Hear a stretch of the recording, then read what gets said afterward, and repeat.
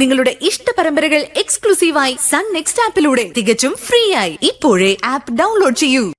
അമ്മ സഹകരിക്കാത്തതാ കാര്യങ്ങൾ ഇത്രയും പ്രശ്നത്തിലാക്കിയത്. ആ കമ്മീഷണർക്ക് എന്തെങ്കിലും അപകടം പറ്റിയിട്ടുണ്ടെങ്കിൽ അർജുനും പൂജയോട് ചെയ്തതൊക്കെ വെറുതെ ആവില്ലേ ആനന്ദേട്ടാ? അഞ്ജനെ അംഗീകരിക്കുമ്പോ ചിലപ്പോ ആ കമ്മീഷണർക്ക് സന്തോഷോ കാര്യങ്ങളൊക്കെ പറഞ്ഞു തീർക്കാം. അങ്ങനെ കരുതിയിട്ടല്ലേ അഞ്ജനെ ഇങ്ങോട്ട് കൊണ്ടുവന്നത്. അഞ്ജന പറഞ്ഞത് വെച്ചിട്ടാണെങ്കിൽ കമ്മീഷണർ ഇപ്പൊ ഇല്ല. ഇല്ലാത്തൊരാളെ പേടിച്ചിട്ടാണോ ഈ പിള്ളേർ ഈ ബഹളമൊക്കെ കാണിച്ചത്? കമ്മീഷണറെ വരുത്താൻ വേണ്ടിയാണ് അവരെ കൊണ്ടുവന്നതെന്ന് നമ്മൾ ആരും അവരോട് പറഞ്ഞിട്ടില്ല. അതുകൊണ്ട് വളരെയേറെ ചിന്തിച്ച് അടുത്ത നീക്കത്തെക്കുറിച്ച് തീരുമാനിക്കാവൂ. അർജുനോടും പൂജയോടും എനിക്കിപ്പോ ദേഷ്യമില്ല, സഹതാപം തോന്നുന്നത്. കുടുംബത്തെ സ്നേഹിക്കുന്നതുകൊണ്ട് അവരിതൊക്കെ ചെയ്തത്. എന്നിട്ടും അത് മുഴുവൻ കുടുംബത്തിനെതിരായിട്ട് വരുമ്പോ അവർ തകർന്നു പോവും. ഇനി ഇതുപോലുള്ള കാര്യങ്ങൾ വരുമ്പോ എന്തെങ്കിലും ചെയ്യാൻ അവർക്ക് മടുപ്പ് തോന്നും.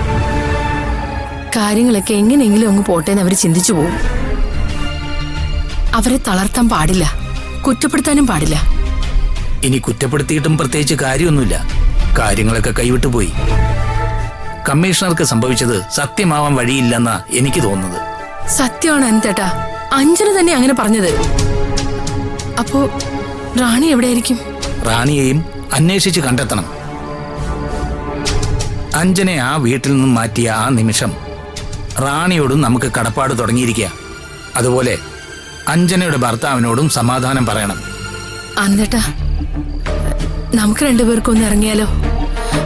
അഞ്ജനയുടെ ഭർത്താവിനെയും മോനെയൊക്കെ ഒന്ന് കണ്ടെത്തിയാലോ? റാണിയെ കണ്ടുപിടിക്കാൻ പറ്റുമെങ്കിൽ അതും ചെയ്യാം. നമുക്ക് മുൻകൈ എടുത്ത് ഇറങ്ങാം. അന്ന് പൂജ അർജുനെ രക്ഷിച്ചതുപോലെ നമുക്ക് രണ്ടുപേർക്കും കൂടെ ഇറങ്ങി ഈ കുടുംബത്തെ രക്ഷിച്ചാലോ? ഞാൻ തയ്യാറാണ് മാധുരി. ചുമ്മാ ചെന്ന് അവരെ കണ്ടാൽ ശരിയാവില്ല. ആദ്യം നമുക്ക് ഇതുവരെ നടന്ന സംഭവങ്ങൾ ഉത്തരവാദിത്തമുള്ളൊരു പോലീസ് ഓഫീസറെ കൃത്യമായിട്ട് അറിയിക്കണം. ആ രേഖകളോടെ ചെന്ന് കണ്ടെത്തണം. വരട്ടെ, അവരെ കണ്ടെത്തി കഴിഞ്ഞാൽ നമുക്ക് ആ വഴിക്ക് ചിന്തിക്കാം. അമ്മ ഇപ്പൊ എവിടെയായിരിക്കും? അമ്പലത്തിലാണെങ്കിൽ രാത്രി അമ്മ ഇപ്പൊ ഒറ്റയ്ക്കായിരിക്കോ? കൂട്ടിനാരെങ്കിലും കാണുമോ?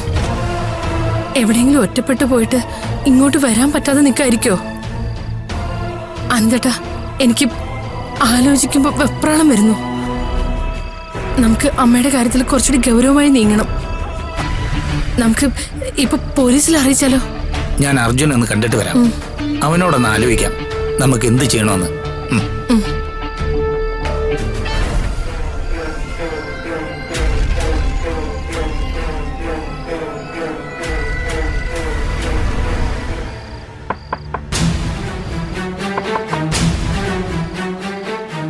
അർജുൻ,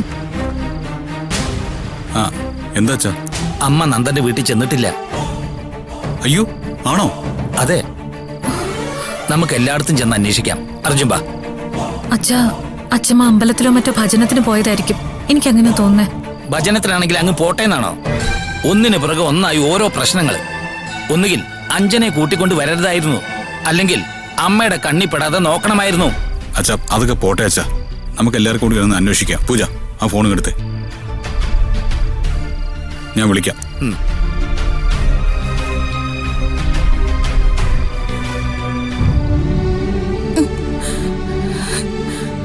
അമ്മയുടെ കാര്യം ഓർത്തിട്ട് എനിക്ക് പേടിയാവുന്നു. ഈശ്വര, എന്തൊരു വിധിയായത്. മാതൃ ചേച്ചി, വിഷമിക്കണ്ട. ആനന്ദേട്ടനും അർജുനും കൂടി അന്വേഷിച്ചു പോയിരിക്കല്ലേ, അവര് വരട്ടെ. അമ്മ തല്ലാൻ തുടങ്ങിയപ്പോ ഞാൻ അറിയാതെ കൈപിടിച്ചതാ. അമ്മ കരുതി കാണും ഞാൻ അമ്മയെ അപമാനിച്ചതാണെന്ന്. അമ്മ എനിക്ക് സ്വന്തം അമ്മയെ പോലെയല്ലേ. അമ്മയെ വേദനിപ്പിക്കുന്ന രീതിയിൽ ഞാൻ മനസ്സാ വാചക ഒന്നും പ്രവർത്തിച്ചിട്ടില്ല. ആദ്യമായിട്ട് ഇങ്ങനൊരു അവിവേകം എന്റെ കയ്യിൽ നിന്ന് ആദ്യമായിട്ട് സംഭവിക്കുന്ന. മോളെ, ഇതൊക്കെ അമ്മയ്ക്കറിയാം, മോള് വിഷമിക്കണ്ട.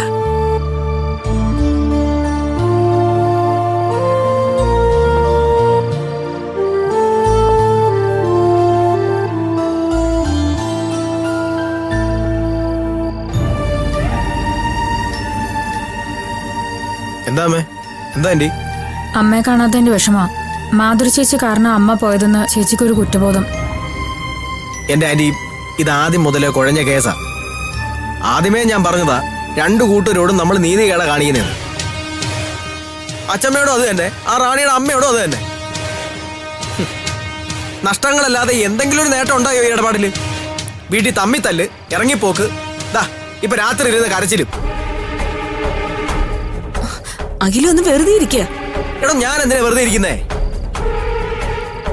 ഒരു കാര്യത്തിലേക്ക് ഇറങ്ങി ചാടുമ്പോ അത് പൂർണ്ണമായിട്ടും വിജയിപ്പിക്കാൻ അറിയണം. ഞാൻ കുറ്റപ്പെടുത്തിയതല്ലമ്മേ, കാര്യം പറഞ്ഞു പോയതാ. മനുഷ്യനാണ്, പരീക്ഷണ വസ്തുക്കളല്ല. 100% ഉറപ്പില്ലെങ്കിൽ ഇറങ്ങി തിരിക്കരുത്. നല്ല ഉദ്ദേശത്തോടു കൂടി അഖില ഞങ്ങൾ ഇറങ്ങിയത്. എന്റെ ആന്റി ഉദ്ദേശം നല്ല എന്ന് പറഞ്ഞിട്ട് വല്ല കാര്യമുണ്ടോ? പാവങ്ങളെ സഹായിക്കാനാണെന്നുള്ള നല്ല ഉദ്ദേശത്തോടെ വല്ലവന്റെ കാശ് കൊള്ളയടിച്ചു കഴിഞ്ഞാൽ അത് അംഗീകരിക്കാൻ പറ്റുമോ? കമ്മീഷണറെ പിടിക്കാനല്ലേ ആ പാവസ്ത്രീ ഇങ്ങോട്ട് കൊണ്ടുവന്നത്? ചൂണ്ടയുടെ അറ്റത്ത് കൊരുത്തു വെച്ചരാ, അതല്ലേ അഞ്ജന? അവസാനം മീ ചൂണ്ടയും കൊത്തിക്കൊണ്ടങ്ങ് പോവുകയും ചെയ്തു. മോനെ, ഇനിയിപ്പൊ അങ്ങനൊന്നും പറയണ്ട മോനെ. പിന്നെ എപ്പോഴാ പറയേണ്ടത്? ചേച്ചി തന്നെ പറഞ്ഞാ.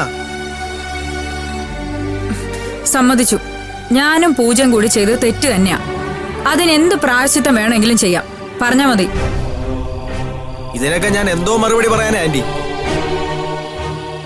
അഖിലേ, ഇങ്ങനൊരു അവസരത്തിൽ ഇതുപോലെ ഒന്നും സംസാരിക്കരുത്. എടോ, പിന്നെ എങ്ങനെ സംസാരിക്കണം? പ്രശ്നം പരിഹരിക്കാൻ മുമ്പിൽ നിൽക്കണം. അല്ലാതെ പ്രശ്നം ഉണ്ടാക്കിയവർ തന്നെ അത് പരിഹരിക്കട്ടെ എന്ന് പറയാൻ ഇവിടെ ആർക്കും പറ്റും. മക്കളെ, നിങ്ങൾ തമ്മിലും കൂടി ഇനി ഇതിന്റെ പേരിലൊരു തർക്കമൊന്നും വേണ്ട. അതെ, ആ അഞ്ജന ചേച്ചി ആകെ പേടിച്ചിരിക്കുക. ആ സാധു സമാധാനമായിട്ടൊന്ന് ഇരുന്നോട്ടെ. എന്നാലും ആ കമ്മീഷണർക്ക് മരിക്കാൻ കണ്ട ഒരു നേരം. ഓഹ്, എന്റെ പൊന്നു ചേച്ചി ഒന്ന് വെറുതെ ഇരിക്കുക. എടാ, മോനും കൂടി ഒന്ന് അമ്മയെ നോക്കി പോവോ? എല്ലാരും കൂടി ചെന്ന് തിരയണ്ട മാധുരി ചേച്ചി. അമ്മ വരും, ഉറപ്പാ. അതല്ല ഞാനും ഇത്ര ധൈര്യമായിട്ടിരിക്കുന്നത്. എത്രയും പെട്ടെന്ന് അമ്മയൊന്ന് വന്നാ മതിയായിരുന്നു. എന്റെ ദൈവമേ, എന്റെ അമ്മ എത്രയും പെട്ടെന്ന് കണ്ണിന്റെ മുന്നിൽ എത്തിക്കണേ.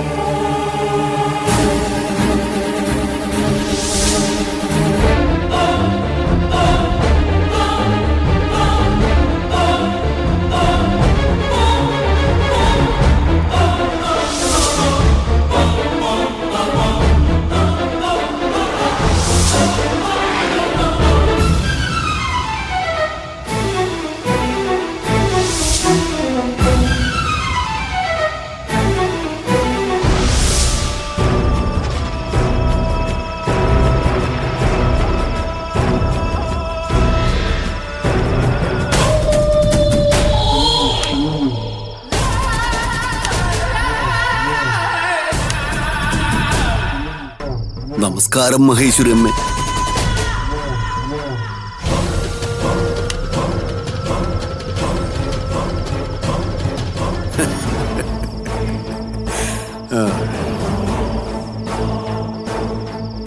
ചെറുതായിട്ടൊന്ന് മയങ്ങിയല്ലേ?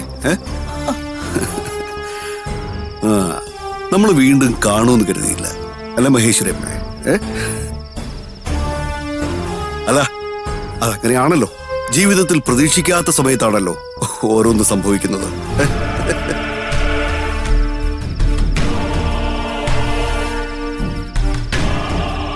ആണ്ടവാ,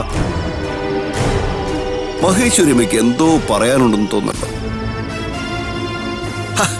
അതങ്ങ് മാറ്റണം.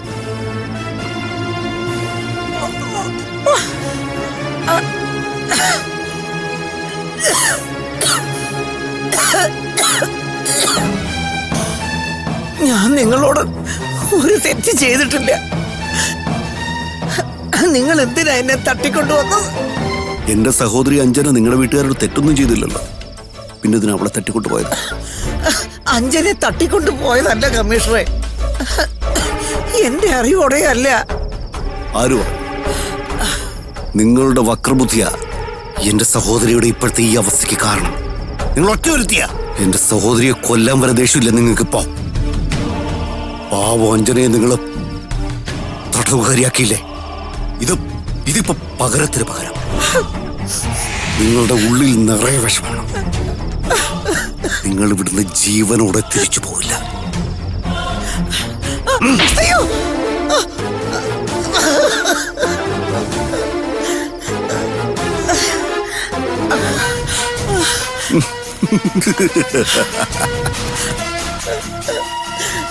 നിങ്ങളെ ഞാൻ കൊല്ലും.